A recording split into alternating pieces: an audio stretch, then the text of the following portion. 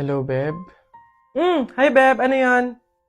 Baka may extra ka dyan. Pangbayad ko lang sana sa school para makapag-exam na ako. Ibabalik ko naman agad sa isang linggo. Ay, pasensya ka na, Beb, ah. Wala din ako ngayon eh. Sige, sige. Salamat. Bibigyan mo pa ako ng obligasyon. Ayaw gumawa ng sarili niyang paraan. Wow, ganda naman nito. Magkano ba to?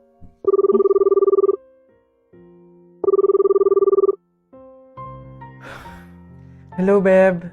Oh, bakit? Ano ba yun? Beb, tatanong ko lang sana kung may extra ka dyan. Uuwi kasi ako ng probinsya eh. Doon ako nakahanap ng trabaho. Ibabalik ko naman agad pagkasahod ko. Wala, okay? Wala ako ngayon. Ganun ba? Salamat, Beb, ah. Pasensya ka na. Visit? Ano? Ah, hello, Beb. Ano yon? Manghihiram ka na naman? Oo, sana, Beb. Kakapalan ko na yung mukha ko. Ihiram sa anak ko kahit magkano lang. Nandito kasi ako sa hospital ngayon eh. 1 week na akong may sakit. Pandagdag ko lang sana sa pampacheck up ko.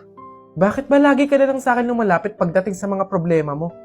Beb, ikaw lang kasi yung kaibigan ko eh. Oo, magkaibigan tayo pero hindi ibig sabihin nun ako sasalo ng problema mo. Wala ka bang pamilya? Doon ka na humingi ng tulong. Walang-wala kasi kami ngayon eh. Pero okay lang, Beb. Naiintindihan ko naman. Sumubok lang ako baka sakaling may extra ka dyan. Salamat, Beb, ah. Pasensya ka na.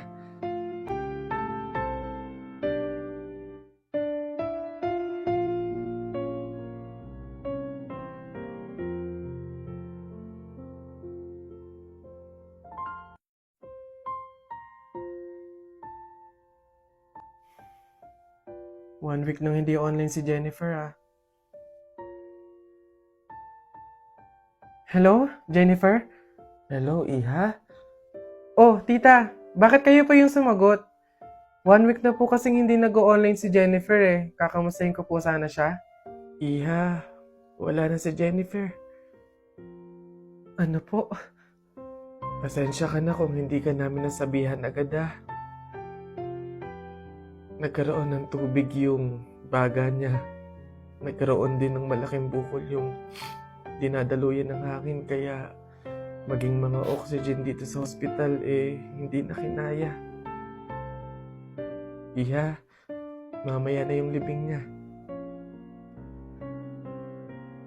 Iniwan na tayo ni Jennifer.